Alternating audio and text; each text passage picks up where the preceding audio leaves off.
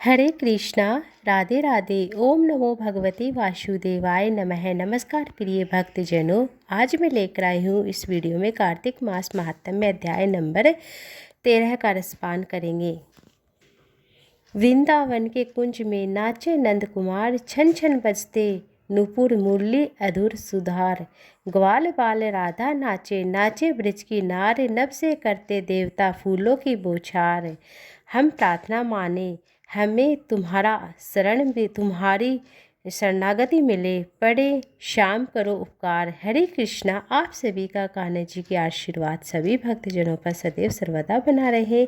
इससे पहले के सभी कथाएं सुनने के लिए आपका आशीर्वाद और कमेंट बॉक्स के माध्यम से श्री शिवाय नमस्तुभ्यम या हरे कृष्णा लिखने के लिए आप सभी का धन्यवाद। आप सभी को बहुत बहुत धन्यवाद। आज सुनिए कार्तिक मास महात्म्य अध्याय नंबर 13 का रसपान करेंगे। इससे पहले गवस द्वादशी के शुभ अवसर पर आप सभी को द्वादशी की हार्दिक शुभकामनाएं देती हूँ। प्राचीन समय की बात है, एक साहूकार था जिसके 7 बेटे थे। 7 बेटों का विवाह हो चुका था। उस साहूकार के घर में बहुत सारे पोते और एक बार उसके गांव में भीषण अकाल पड़ जाता है। साहूकार ने गांव में एक तालाब बनवाया, लेकिन उनमें पानी नहीं आया। तब वह चिंता में रहने लगा। साहूकार ने गांव के पंडितों से पूछा। तब पंडित ने बताया कि साहूकार, तुम्हारे बड़े बेटे या बड़े पोते में से किसी एक की बलि देनी पड़ेगी। इस तालाब में तभी पानी आएगा। साहूकार ने सोचा कि किसी भी प्रकार से गांव का भला हो जाए, बस मैं इतना ही चाहता हूँ। साहूकार ने बहाने से बहू को, एक पोते को रख लेता है हंसराज जिसका नाम है, और बहू को पीहर भेज देता है एक पोते के साथ जिसका नाम बछराज है। बछराज की बलि दे दी। इतने में गरजते बरसते बादल आए और तालाब पानी से भर जाता है। साहूकार ने तालाब पर बड़े यज्ञ का आयोजन किया, लेकिन झिझक के कारण अपनी बहू को नहीं बुलाया पीहर से। तो पीहर से बुलावा तो भेजा, उसके भाई आने लगे तब बहन को कहने लगे कि तुम्हें बुलावा नहीं भेजा था। बोले कि नहीं, ससुराल से कैसा बुलावा, वो तो मेरा घर है, मैं अपने आप ही खुद तुम्हारे साथ चलूँगी। बहू बोली, भैया बहुत से काम होते हैं इसलिए भूल गए होंगे। अब भला अपने घर जाने में कैसी शर्म है। वह अपने भाई के साथ चल पड़ती है। बहू जब अपने घर पहुंची तो सास ससुर डरने लगे कि बहू को क्या जवाब देंगे। फिर भी सास बोली, बहू चलो बच बारस की पूजा करते हैं, तालाब पर चलते हैं। साहूकार बहू ने जाकर पूजा की। साहूकार की बहू मन में साहूकार की बहू मन में बच बारस का माता से प्रार्थना करने लगती है, हे माता हमारी लाज रखना, बहू को उसका बेटा हम कहाँ से लाकर देंगे। सास बोली, बहू तालाब के किनारे को खंडित कर दो। बहू बोली, माँ जी मेरे तो हंसराज जो बछराज है, मैं खंडित कैसे कर सकती हूँ। सास बोली, जैसा मैं कहती हूँ तो वैसा ही कर ले। बहू ने सास की बात मान ले तालाब और गाय माता की पूजा करते तालाब का किनारा खंडित कर दिया। कहा, आओ मेरे हंसराज बछराज लड्डू खाओ, भगवान की अनोखी कृपा हुई। तालाब की मिट्टी में से लिपटा हुआ बछराज हंसराज दोनों दौड़े दौड़े बहू आते हैं। बहू पूछने लगती है, सासू जी ये सब क्या है। तब सासू जी ने बहू को सारी सच्चाई बताई। कहा, बहू भगवान ने मेरा सत रखा, इसलिए बछराज की पूजा महिलाएं गाय के गोबर से तालाब बनाकर पूजा करती हैं, तो उसका किनारा खंडित करके उस पर लड्डू रखकर अपने बेटे से उठवा लेती है। हे बछराज, हे बछवास माता, हे बछबारस माता, जैसे अपने साहूकार की बहू और साहूकारनी की लाज रखी वैसी सबकी रखना। प्रेम से बोलिए, बछबारस माता की जय हो। अब सुनिए बछबारस के व्रत की एक और कथा। एक बार सास बहू थी। सास को गाय चराने के लिए वन में जाना था। उसमें अपनी बहू को आवाज़ लगाई, बहू आज बछबारस है और वन में जा रहे हैं, तो तुम भी गेहूँ लाकर और पक्का लेना, धान लाकर उछाल देना। बहू अपने काम में व्यस्त थी, उसने सास की इस बात को ध्यान नहीं दिया और उसे सास ने कहा कि गेहूँ ला धानु ला पका लेना, और दरअसल गेहूँ और धानु ला उसकी गाय के 2 बछड़े के नाम थे। बहू को बहुत गलत लगा कि सासू जी कैसा काम देकर गई है, बछड़े को काट कर पकाने के लिए कहकर गई है। सास ने लौटते ही कहा, बहू आज बछबारस है, बछड़े को छोड़ दे, पहले गाय की पूजा कर लेते हैं। अब तो बहू डरने लगती है, मन ही मन भगवान से प्रार्थना करने लगती है, बोलती है, भगवान आज मेरी लाज रखना। विनती सुनकर बछड़ा बछ बारस माता को उस पर भोलेपन पर दया आ गई और हांडी में से जीवित बछड़ा बाहर निकलता है और सास ने पूछना बहू से सारी घटना सुनाई। कहा, भगवान ने मेरा सत रखा है, बछड़े को फिर से जीवित कर दिया। इसलिए बछ बारस के दिन गेहूँ या गेहूँ से बने हुए पदार्थों का सेवन नहीं किया जाता है। कटी हुई चीज़ें भी नहीं खाई जाती है। गाय और बछड़े की पूजा करते हैं और खोटी की खरी अधूरी की पूरी। हे बछबारस माता, जिसे आपने बहू की लाज बचाई वैसे सबकी रखना। प्रेम से बोलिए बछबारस माता की जय हो। एक और कथा के अनुसार भाद्रपद मास में द्वादशी तिथि में बछबारस का व्रत आता है। इंद्रलोक से अप्सराएं इंद्राणी गौ की पूजा करने के लिए पृथ्वी लोक पर आती हैं। उन्होंने हरी हरी घास चरती हुई एक सफ़ेद गाय को देखा। प्रसन्न मन में गाय की पूजा करने लगी, परंतु गाय तो पावन से लात और पूंछ से मारने लगती है। तब इंद्राणी ने और अन्य अप्सराओं ने हाथ जोड़कर विनती की, हे माँ, हमसे जो भी अपराध हुआ उसके लिए हम क्षमा मांगते हैं। तब गाय माता ने प्रसन्न होकर उनसे कहा, मेरी अकेली का पूजन मत करो, मेरे साथ मेरे बछड़े का भी पूजन करो। तब इंद्राणी और अप्सराओं ने पीली मिट्टी से बछड़ा बनाया और गाय के पास बिठाया और अमृत के छिटे दिए तो बछड़े में प्राण आ जाते हैं। वह बछड़ा गाय का दूध पीने लगता है। तब प्रसन्न होकर इंद्राणी और अप्सराओं ने गाय का पूजन किया। गाय जब घर आई तो ग्वाले ने कहा, गो माता, तुम यह बछड़ा कहाँ से लेकर आई हो? मेरे तो कोई पुत्र ही नहीं है। जब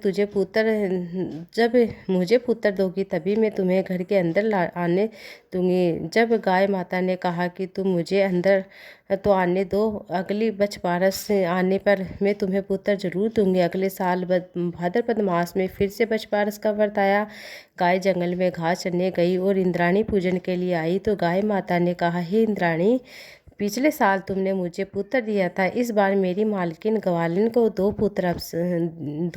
अप्सराओं ने इंद्राणी ने पीली मिट्टी का बच्चा बनाया और पालने का गाय की सींगों से बच्चे को लिटाया और अमृत के छिटे दे दिए, जीवन दिया और गाय की पूजा करके वरदान दिया कि आज के दिन जो सुहागिन श्रद्धा भक्ति से गौ माता का पूजन व्रत करेगी, साथ में बछड़े की पूजा करेगी, उसकी सभी मनोरथ पूर्ण होंगे। गाय बच्चे को लेकर घर आ जाती है। ग्वाली ने गाय की पूजा करके श्रद्धा भक्ति से सारी नगरी में कहला दिया कि बछबारस के दिन और गोदशी के दिन जो भी भक्तजन पूजन करता है, गाय की और बछड़े की समस्त मनोकामनाएं उसकी पूरी होती है। गाय माता जिस प्रकार ग्वालिन को पुत्र दिया, उसी प्रकार सभी को पुत्र देना, संतान देना। प्रेम से बोलिए गौ माता की जय हो। इससे पहले के वृत्तांत में आपने सुना कि किस प्रकार देवर्षि नारद ने राजा भृगु को सभी वेदों के बारे में बता दिया, जो कि समुद्र में जाकर छिप गए थे। जब अहोई अष्टमी पूजन और एकादशी कार्तिक मास और प्रयाग की महिमा का वर्णन सुनने के बाद महाराजा भृगु ने देवर्षि नारद से कहा, हे देवर्षि नारद, आप अब भक्त वत्सल भगवान की पूजा का विधि विधान बतलाकर मुझे बताइए। तब नारद जी बोलते हैं, हे राजन, एक पुरातन इतिहास कहलाता हूँ, सो ध्यान से सुनना। अत्यंत प्राचीन समय की बात है।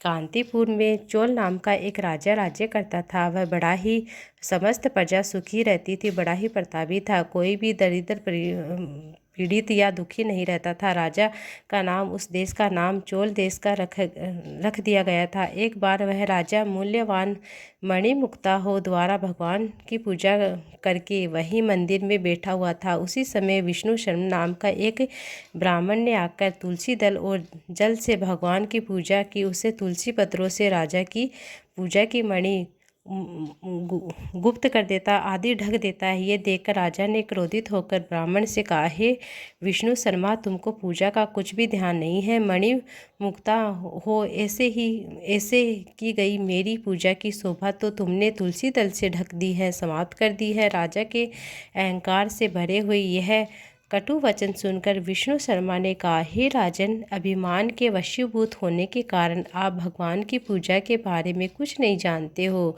ब्राह्मण की यह वचन सुनकर राजा और भी क्रोधित हो जाता, कहने लगता, हे ब्राह्मण, तुम दरिद्र हो, इस कारण तुम भगवान की पूजा को क्या जानो? क्या तुमने कभी भगवान का कोई मंदिर बनवाया है या कोई यज्ञ आदि किया है? अगर यही बात है तो मैं देखता हूँ कि भगवान की भक्ति करके पहले तुम स्वर्ग में जाते हो या मैं जाता हूँ। ऐसा कहकर राजा ने गगलवाड़ी बड़े यज्ञ आरंभ कर दिए। साथ ही ब्राह्मणों को बहुत सा द्रव्य दान देने लगे। परंतु विष्णु शर्मा सदा ही भाक्ति मास की और कार्तिक मास के व्रत तुलसी वनों का रोपण और ओम नमो भगवते वासुदेवाय मंत्र का सतत जपत करता, भगवान की पूजा अर्चना करता और सुबह जल्दी उठता और फिरते हर समय भगवान का स्मरण करता, कीर्तन करता रहता था। कार्तिक मास में एक दिन उसने जैसे ही रसोई तैयार करके रखी तो कोई भोजन उठाकर उसका ले जाता। उसके बाद तो उसे व्रत भंग होने के भय से पुनः रसोई ही नहीं बनाई। भगवान का भजन करते हुआ भूखा ही सो गया। दूसरे दिन फिर रसोई बनाई, फिर भोजन परोसा। जैसे ही भगवान का भोग लगाने लगा फिर कोई भोजन उठाकर ले जाता है। 7 दिनों तक ऐसा होता रहा। इस प्रकार विष्णु शर्मा को निराहार 7 दिन तक बीत गए। विष्णु शर्मा अब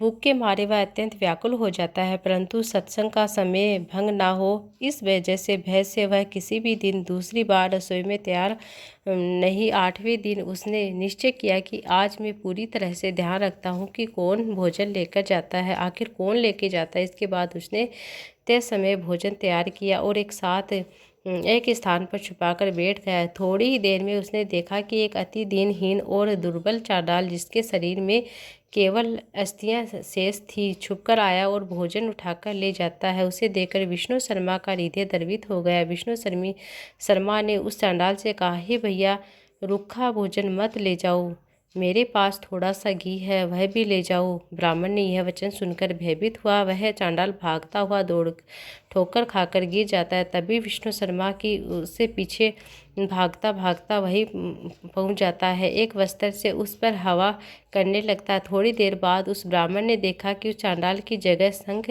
चक्र, गदा, पद्म और वनमाला धारित भगवान श्री हरि विष्णु स्वयं ही वहां लेटे हुए थे। उसी समय विष्णु शर्मा ने भगवान के चरणों में गिरकर नमस्कार किया। तभी रुद्र आदि देवता भी वहां आ गए। ऋषि मुनि के वेद मंत्रों से उनका पूजन करने लगे। तब विष्णु भगवान ने अत्यंत स्नेहपूर्वक विष्णु शर्मा का आलिंगित करके उसको अपने साथ विमान में बिठा कर ले जाते हैं, अपने साथ वैकुंठ धाम में ले जाते हैं। चोल का यह दृश्य देख रहा था भगवान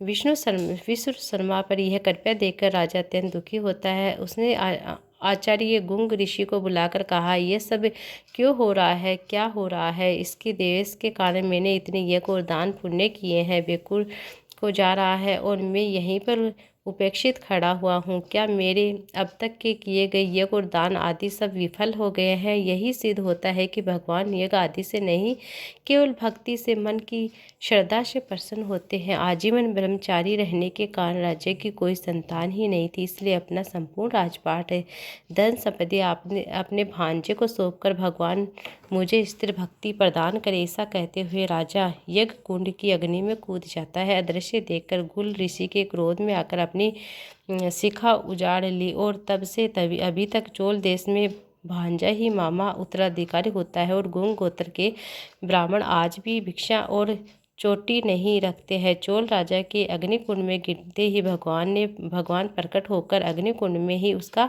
आलिंगन किया, उससे भी अपने लोक को ले गए। वैकुंठ धाम में भगवान विष्णु ने विष्णु शर्मा को पुण्यसल और चोल राजा को सुशील नाम देकर अपना द्वारपाल बना लिया। अब इस प्रकार वे दोनों हर समय हरि के निकट रहते थे। हरे कृष्णा। आज के अध्याय में बस इतना ही है। अब सुनिए कृष्ण चालीसा, आगे के अध्याय में सुनेंगे।